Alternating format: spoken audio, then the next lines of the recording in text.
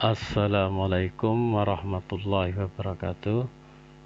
Selamat berjumpa kembali di dalam pembelajaran kimia kelas 12 IPA SMA Negeri 2 Banguntapan, yang pada kesempatan kali ini kita masih melanjutkan tentang senyawa turunan alkana, dan saat ini kita sampai pada pembahasan tentang alkanon atau keton. Alkanon atau keton merupakan isomer fungsi dari aldehid dengan gugus fungsinya sebagai berikut. Ini adalah gugus fungsi karbonil, kemudian rumus strukturnya adalah R, C, O, R aksen, di mana R dan R aksen adalah gugus alkil. R dan R aksen itu boleh sama, tapi juga boleh berbeda. Dan rumus umum untuk alkanon itu sama dengan rumus molekul untuk aldehid, yaitu CnH2nO.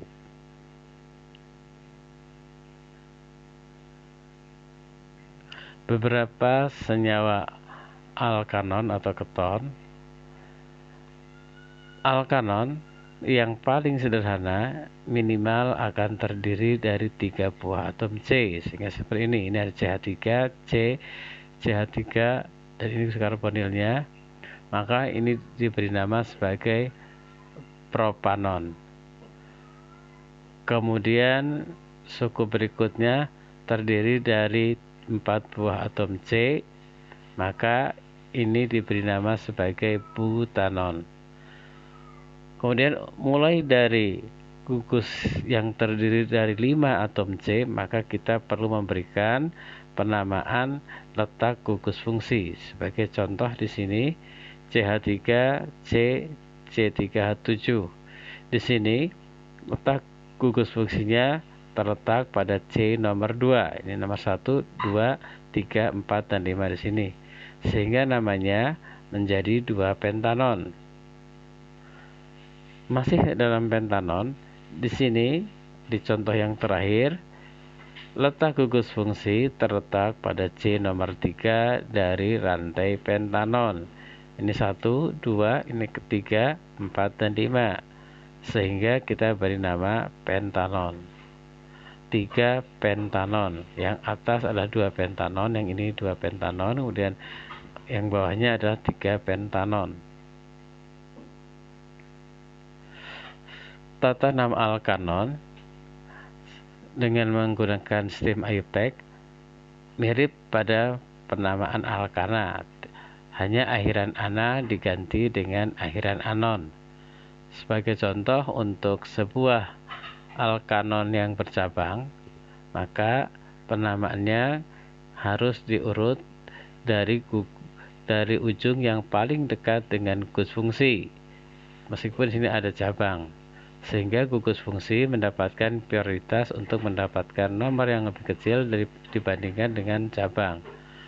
Maka nomornya dimulai dari sebelah kiri ini 1, 2, 3, 4, 5, dan gugus fungsinya terletak pada nomor 2, sehingga kita punya rantai utamanya adalah 2 pentanon dan cabang metilnya terletak pada C nomor 4, sehingga namanya menjadi 4 metil 2 pentanon.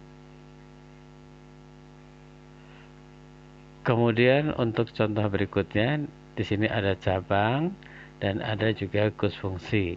Jika dari kiri, maka gugus fungsi ini mendapatkan nomor 3 dan cabangnya mendapatkan nomor 4.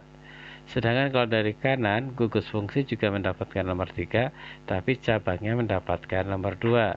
Sehingga kita pilih yang jumlah nomor cabang dan nomor gugus fungsinya paling kecil. Jika dijumlahkan, maka kita pilih cabangnya nomor 2 dan gugus fungsinya nomor 3 dibandingkan dengan gugus fungsi nomor 3 dan cabang nomor 4, sehingga namanya menjadi 2 metil 3 pentanon. Dan masih satu contoh berikutnya adalah untuk struktur di bawah ini. Berikut ini adalah alkanon yang terdiri dari 7 atom C pada rantai utamanya. Ini 1, 2, 3, 4, 5, 6, dan 7. Bukan yang lurus ini karenanya 6.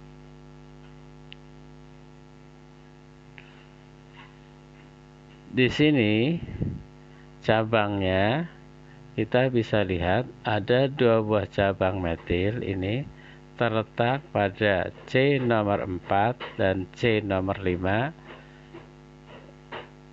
dan ada cabang etil terletak pada C nomor 3, sehingga ada cabang berupa etil dan cabang berupa metil diurut sesuai abjad dari cabang, sehingga namanya kita tuliskan sebagai 3 etil, 4, 5 dimetil, 2 heptanon. Dan tata nama dengan sistem trivial atau nama lazim ini dengan cara menyebutkan nama alkil-alkilnya, kemudian diikuti nama keton. Sebagai contoh, ini gugus ketonnya yang ini, kemudian alkil yang mengapitnya ada CH3, CH3 berarti metil semua. Ada 2 buah metil, maka diberi nama dimetil keton. Kemudian jika alkil yang mengapit itu berbeda, maka penamaannya sekali lagi diurut sesuai dengan abjad pertama dari nama alkil. Di sini etil, kemudian ini metil, maka kita tuliskan duluan etil, metil, keton. Dan yang bawah adalah ada 2 buah etil, sehingga ini kita tuliskan sebagai dietil keton.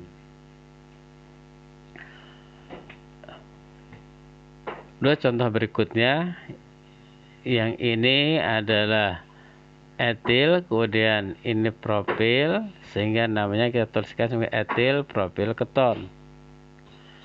Sedangkan contoh yang terakhir, kita bisa lihat sini ada metil, dan ini adalah harus C-nya 3, harusnya propil, tapi ini bukan rantai lurus, sehingga ini hanya menyerupai propil, sehingga kita tuliskan dengan awalan iso. Maka namanya ini M dan P, maka kita tuliskan sebagai metil isopropil keton. Kemudian keisomeran pada alkanon atau keton. Keton dapat memiliki isomer kerangka, isomer posisi maupun isomer fungsi atau isomer gugus fungsi. Kita lihat yang pertama adalah isomer kerangka. Sebagai contoh kita akan lihat C6H12O. Di sini yang pertama kita punya struktur 2 heksanon. Nah, untuk bisa mendapatkan rumus isomer kerangkanya, maka kita putus satu rantainya yang panjang ini kita jadikan sebagai cabang, sehingga yang tadinya C-nya di sini itu ada 4, tinggal ada 3. Nah, sehingga kita bisa lihat bahwa ini sini itu hanya ada 4 dan gugus fungsinya terletak di C nomor 2 dan ada cabang terletak pada C nomor 4. Sehingga kita tuliskan namanya menjadi 4 metil 2 pentanon. Dan isomer posisi. Isomer posisi itu kita dapatkan dengan menggeser posisi dari gugus fungsinya. Di sini ada 2 pentanon, gugus fungsinya terletak pada C nomor 2. Kemudian di sini ada 3 pentanon, gugus fungsinya terletak pada C nomor 3. Dan terakhir adalah isomer fungsi. Sebagai contoh adalah C4H8O yang memiliki rumus molekul umum CnH2nO itu bisa berupa alkanon dan bisa juga berupa alkanal.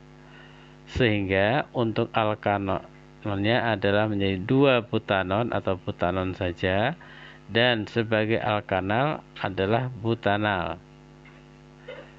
Sehingga jelas di sini bahwa alkanal dan alkanon itu berisomer fungsi.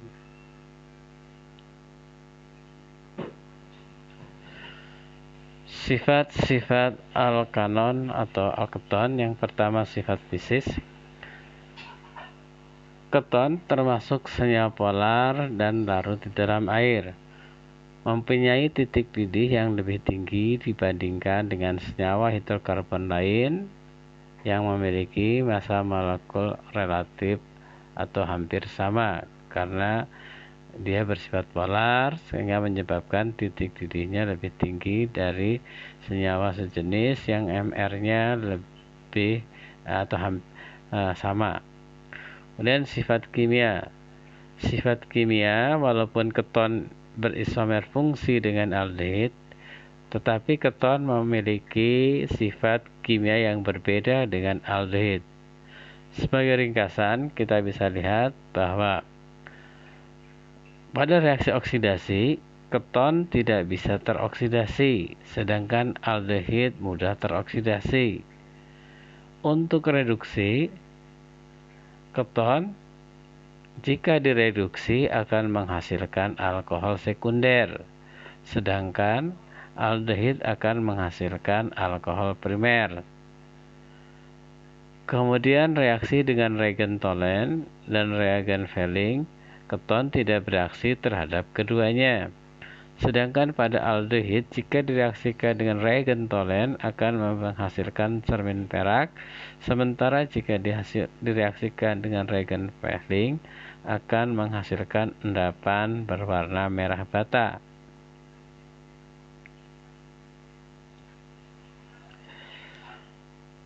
Reaksi pada keton, yang pertama bahwa keton dapat ditambah H2 atau direduksi dan menghasilkan alkohol sekunder. Sebagai contoh di sini, ini adalah propanon yang direduksi dengan H2 maka akan menghasilkan 2 propanol, sebuah alkohol sekunder.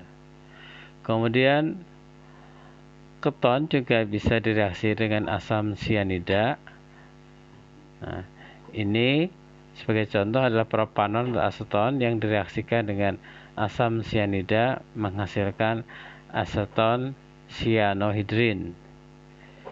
Dan terakhir, bahwa keton atau alkanon tidak dapat mereduksi larutan Fehling maupun Tholen, sehingga ini dapat digunakan untuk membedakan aldehid dengan alkanon. Pembuatan keton.